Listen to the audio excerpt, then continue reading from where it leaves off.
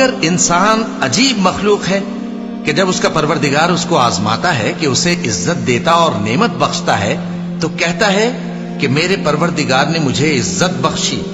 اور جب دوسری طرح آزماتا ہے کہ اس پر روزی تنگ کر دیتا ہے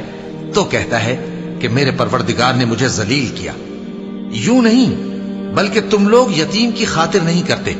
اور نہ مسکین کو کھانا کھلانے کی ترغیب دیتے ہو، اور میراث کے مال کو سمیٹ کر کھا جاتے ہو، اور مال کو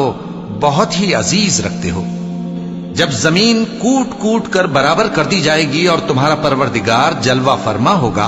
اور فرشتے قطار در قطار آ جائیں گے اور دوزخ اس دن سامنے لائی جائے گی، تو انسان اس دن سوچے گا، مگر اب سوچنے سے اسے فائدہ کہاں مل سکے گا؟ کہے گا کاش میں نے اپنی اس زندگی کے لیے کچھ آگے بھیجا ہوتا، تو اس دن نہ کوئی اللہ کے عذاب کی طرح کا عذاب دے گا اور نہ کوئی اس کے جکڑنے کی طرح جکڑے گا۔ اے اطمینان والی جان، اپنے پروردگار کی طرف لوٹ چل، تو اس سے راضی، وہ تجھ سے راضی، سو تو میرے خاص بندوں میں شامل ہو جا اور میری بہشت میں داخل ہو جا۔